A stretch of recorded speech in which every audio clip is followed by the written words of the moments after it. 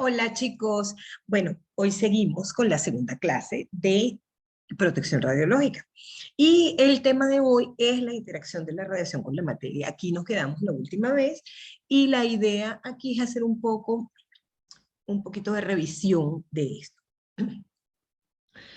La interacción de la radiación con la materia es un tema súper interesante desde el punto de vista de que mm, la radiación, y cuando hablamos de radiación, hablamos de radiación no corpuscular, o sea, no tiene masa en reposo, estamos hablando de rayos X o rayos gamma, eh, se lleva a cabo a través de muchísimos procesos diferentes que involucran los tipos de transmisión de energía y las capacidades de eh, transmisión de energía entre los dos medios que interactúan, entre la radiación y el medio material, ¿verdad? Los tres más importantes, o los tres que nosotros vamos a resaltar aquí, son los que tienen que ver con la interacción de la radiación con el tejido vivo. Estas interacciones tienen expresiones diferentes dependiendo del medio en el que se produce. Así que haremos una pequeña diferenciación de la materia, ¿ok? Así como hemos hecho una diferenciación entre la radiación corpuscular y la radiación ondulatoria, también ahora vamos a hacer una pequeña diferenciación en cuanto a la materia. La materia, ¿qué cosa es la materia? Es el colapso de la función de onda. Es lo que hace que la función de onda tenga masa, que ahora sea una cosa másica, ¿ok? Se divide en dos grandes grupos, la materia inerte y la materia viva. Y hablamos de materia inerte, de todos, muchos de los componentes de los que está compuesto el cosmos, y hablamos de materia viva cuando hablamos de los reinos animales y vegetales del planeta, en particular. Pudiéramos hablar de otras materias vivas en el universo, pero como no tenemos ahorita los pelos del burro en la mano, pues nos vamos a quedar con la materia viva que conocemos, que son los reinos animales y vegetales en el planeta Tierra. A esta división de materia se conoce también como materia inorgánica y materia orgánica, ¿verdad? Existen dos em, maneras básicas en las que la radiación interactúa con la materia, por un mecanismo directo y por un mecanismo indirecto. Y hablamos del mecanismo directo, que es predilectamente el que sucede cuando tenemos partículas másicas, cuando es radiación corpuscular, cuando tenemos partículas cargadas que interaccionan directamente, el protón, el electrón, vienen ellos juntos o vienen ellos, digamos, e impactan alguna parte del átomo, bien sea la corona electrónica o el núcleo atómico, y se producen diferentes fenómenos de interacción, de intercambio de energía. Suelen poseer una transferencia lineal de energía bastante alta, porque como son cuerpos másicos, pues eso condiciona un poco el tipo de interacción. Sin embargo, cuando hablamos o lo que se conoce popularmente como la radiación indirectamente ionizante, estamos básicamente hablando de partículas no cargadas. Estamos hablando de fotones que no tienen ni masa en reposo ni carga, no tienen carga eléctrica.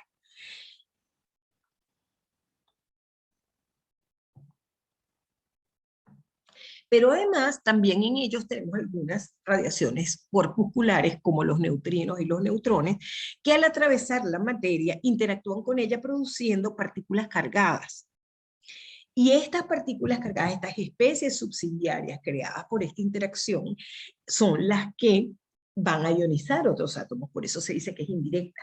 No son directamente los fotones, los neutrinos o los neutrones los que van a causar la ionización, sino la interacción con estas especies internas de los átomos. Y suelen poseer una transferencia lineal de energía bastante baja. Déjenme ver, esta imagen tiene pues las partículas alfa y beta, pues tienen poca penetración, una transferencia lineal de energía alta, por eso se quedan en pocos centímetros de penetración, porque entregan toda su energía junta, y los rayos gamma o X y los neutrones, como no tienen carga, y además los fotones tampoco tienen masa, tienen una mayor capacidad de penetración, tienen una transferencia lineal de energía menor, porque no, o sea, digamos, van dejando su energía más lentamente en la materia. Espérenme que no sé por qué esto no pasa ahora. Ok. Cuando hablamos de materia inerte, vamos a hablar básicamente de materiales normales que conseguimos en nuestros medios. El hierro, la madera, el plomo, el vidrio, el plástico, el aire y el agua.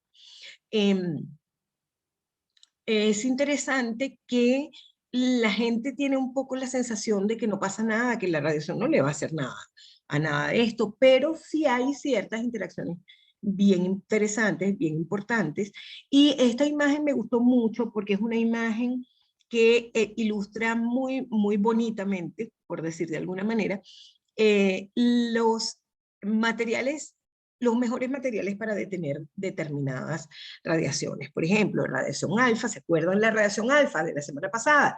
Eran 2 protones y 2 neutrones que andan juntitos, es una bola grande de 4 bolitas, que anda, es muy pesada, es muy grande, tiene una gran transferencia lineal de energía y entrega toda la energía en su contacto con una hoja de papel, y ahí queda completamente frenada por la hoja de papel.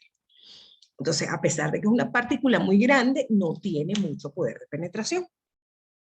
Después tenemos a la radiación beta, que si bien puede atravesar el papel, pues una laminita de aluminio, una hoja de papel de aluminio, puede detenerla, dependiendo también de la energía. Pero sí, es susceptible de ser detenida por una lámina de aluminio. De hecho, detenida quiero decir absorbida, o sea, la energía que transporta se absorbe en ese medio completamente. Después tenemos la radiación X y gamma, que ya necesita como unos materiales un poco más densos desde el punto de vista de su capacidad de absorción de energía, y ahí estamos en presencia del plomo o del concreto, que es susceptible de absorber toda la energía transferida por estos rayos, que ahora, como no tienen masa, pues tienen mayor cantidad de penetración. Y los neutrones, por no tener carga eléctrica, también pues interactúan poco, pasan por los espacios vacíos de la materia, y pues digamos que la mejor opción que tenemos para detenerlos es el agua o el plástico. Bueno, y algunos espesores grandes de cemento o hormigón. ¿Ok? Este es un ejemplo de una lámina de plástico de polimetilmetacrilato, que se utilizan en los servicios de radiología o de radioterapia para soportar algunos bloques de blindaje para los pacientes, y con el tiempo, con el uso de la radiación, la lámina se va oscureciendo, se va poniendo amarilla, porque la estructura cristalina del plástico se va desajustando con el tiempo y va perdiendo su transparencia, va tomando ese color amarillo. Decimos que está quemada, está ya gastada, y el tema es que ese gastado o quemado es un índice de aumento de su fragilidad. Entonces, cuando ya están así, uno ni se atreve a utilizarlas, no vaya a ser que se fracturen en el uso. Eso estábamos hablando de materia inerte, ¿verdad? Recuerda, materiales inertes y la radiación. Ahora vamos a hablar de la radiación y la materia viva. La materia viva, bien sea, como les dije, el reino animal o el reino vegetal, tienen una característica muy interesante que comparten, y es que la unidad de transporte de energía dentro de esos dos reinos es básicamente la misma. Lo único que cambia es el átomo central alrededor del cual se crea la estructura de transporte. Y en la clorofila, que es la sangre del reino vegetal, ese átomo central es el magnesio. Mientras que en la hemoglobina, que es la sangre del reino animal, ese átomo central es de hierro. Pero molecularmente hablando es la misma molécula, la misma estructura molecular, solo que cambian las especies centrales alrededor de la cual se construye la molécula. Es interesante aquí hacer la salvedad de que las plantas y los animales, que la comida pertenece a alguno de esos dos reinos, o bien a las plantas o bien a los animales. Los que no dicen que no van a comer cosas vivas, pero comen vegetales, comen una lechuga, están comiendo cosas vivas. ¿Ok? Son cosas que tienen átomos de clorofila que circulan y también comen cosas vivas. ¿Ok? Que no coman cosas con sangre, bueno, pero comen cosas con clorofila. Así que bueno, básicamente eso es lo que es la materia viva. El punto aquí es que la absorción de la radiación por el tejido vivo causa efectos fisiológicos. O sea, la interacción, el traspaso de la energía de esa radiación al cuerpo hace que hayan cambios a niveles muy profundos, ¿verdad? Y a niveles a veces impredecibles, por lo que nosotros podemos decir, por un lado, que la radiación cura el cáncer, pero también podemos decir que la radiación puede hacer aparecer una lesión cancerosa. Entonces, la transmisión de la energía, de la radiación, es un factor fundamental para determinar los espesores de los blindajes. Y es el principio básico de la producción de imágenes médicas y además es el principio básico del el tratamiento de pacientes con cáncer.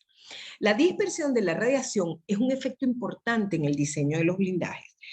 Y en todos los lineamientos de protección radiológica, porque por una parte es contener la radiación en el lugar correcto para que no salga, y otra cosa es que nosotros tengamos que estar en los lugares donde esa radiación está presente. Y es importante entonces conocer todos los detalles de estas interacciones para poder saber qué vamos a hacer en caso de que nos encontremos en alguna de esas situaciones.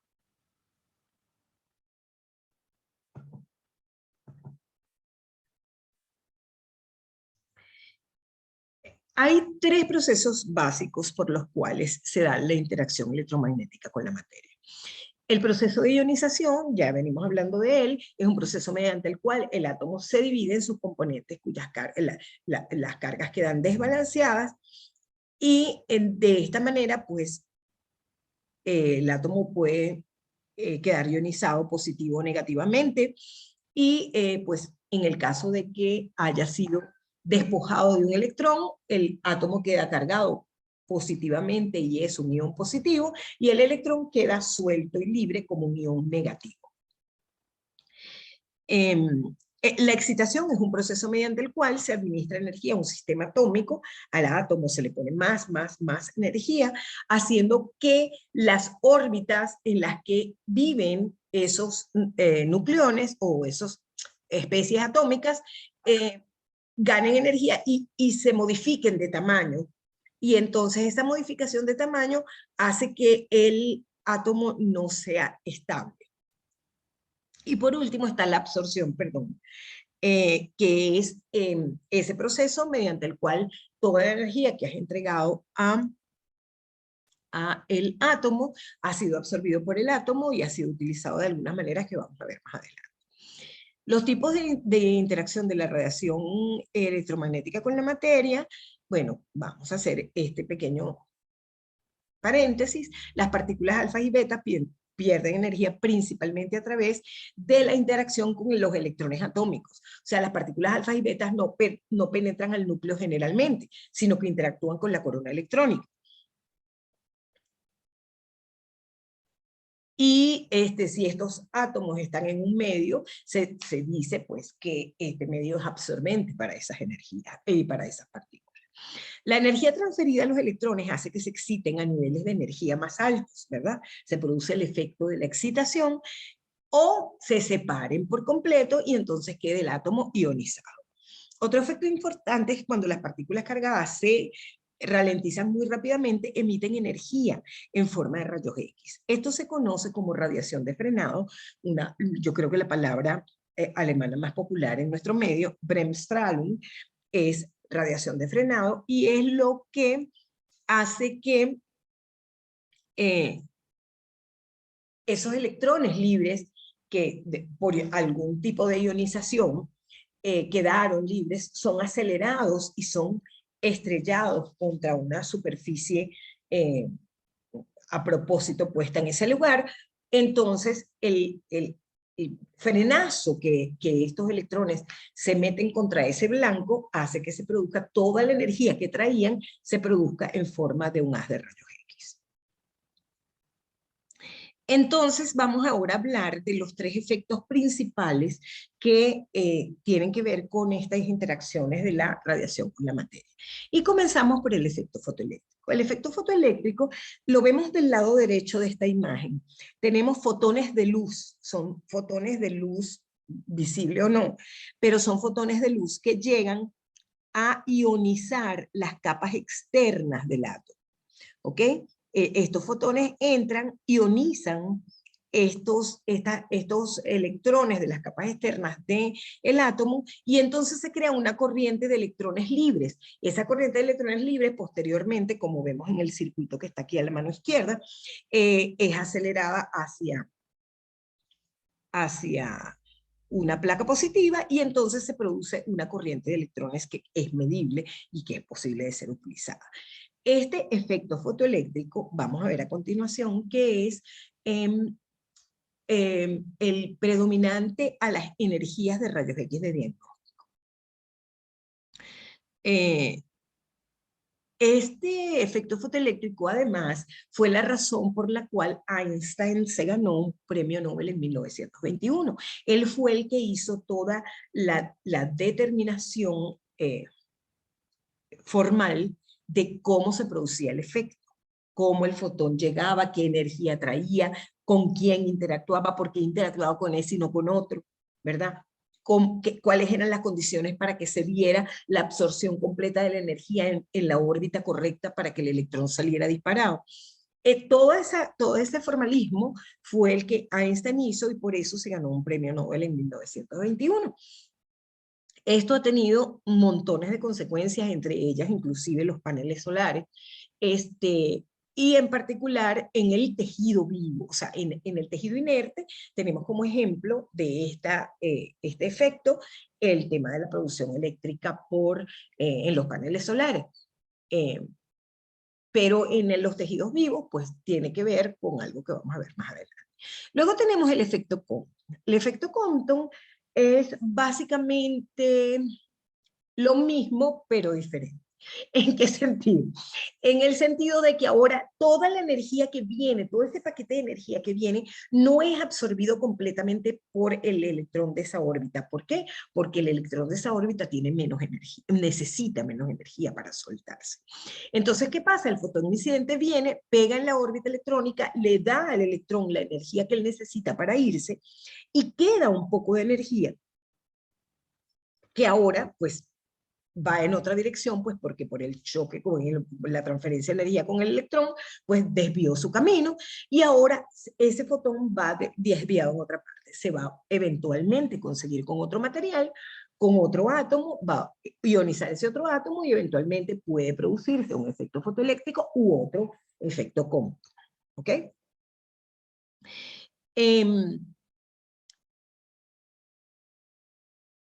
En esta transferencia de energía vamos ahora a el tema de cómo se produce la transferencia de energía.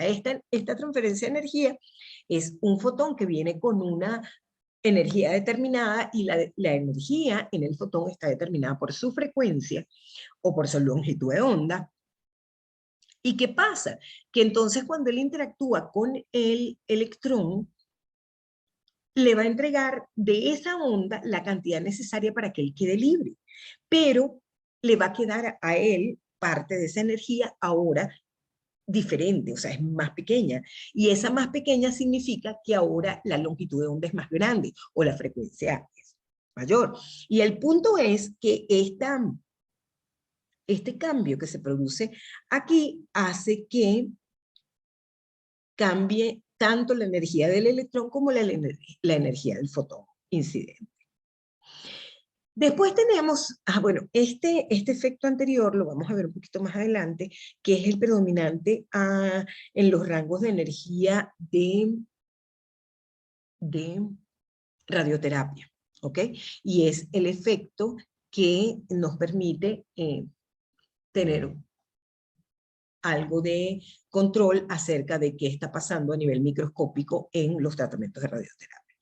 Después finalmente tenemos la creación de pares. La creación de pares es lo mismo pero diferente. Ahora el fotón ya no va a interactuar con los átomos, con los electrones de las capas más exteriores, ni va a interactuar con los que puede entregarle parte de la energía y quedarse con parte, sino que ahora este es un efecto que se produce casi siempre en las inmediaciones del núcleo, muy cerca del núcleo. Este fotón que logra penetrar a esas inmediaciones del núcleo, ¿qué pasa? Que ahora el campo magnético del núcleo es muy grande. Ese campo magnético cercano al núcleo es muy grande y hace que ahora este fotón que viene entrando en ese campo magnético sienta una presión muy grande y colapse en dos partículas materiales, un electrón y un positrón, o un protón y un antiprotón. Bueno, pero esos son otros niveles de energía. Pero en el caso particular nuestro, un protón y un positrón.